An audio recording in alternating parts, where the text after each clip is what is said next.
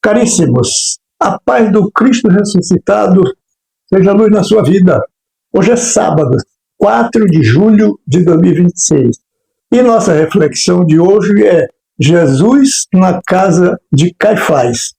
Está no Evangelho de Marcos, capítulo 14, versos 53 a 65. Eu sou, e vereis o Filho do Homem sentado à direita do poder de Deus, vindo sobre as nuvens do céu.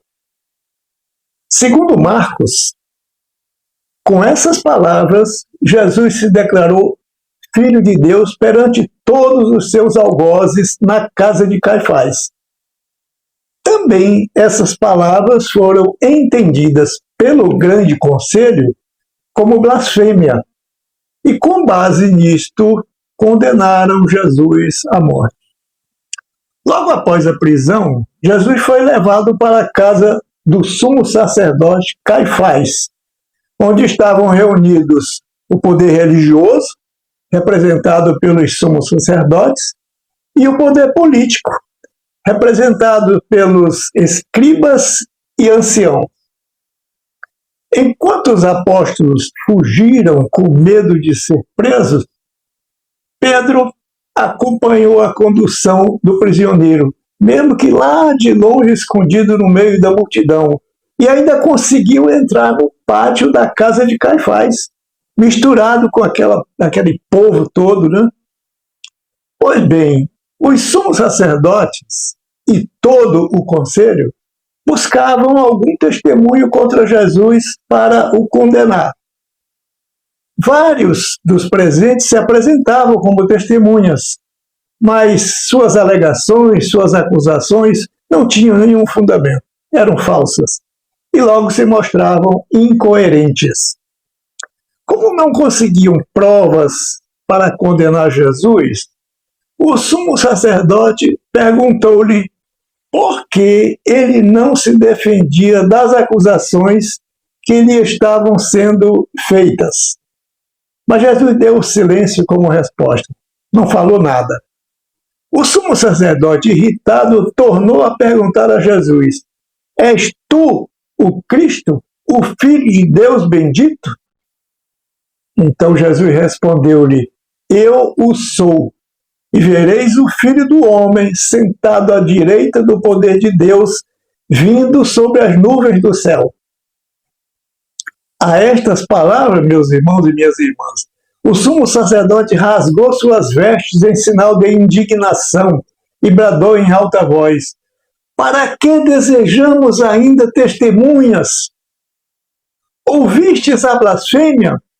Que vos parece? Então, o grande conselho condenou Jesus pelo crime de blasfêmia, por se dizer Filho de Deus. Jesus não havia cometido crime algum. Ainda assim, o conselho buscava testemunhas contra ele. Em um julgamento justo, o conselho de sentença ouve as testemunhas e o acusado. Naquela época não era diferente, pois a legislação judaica previa que toda acusação deveria estar apoiada em pelo menos 2 testemunhas, conforme está em Deuteronômio 17:6 e 19:15.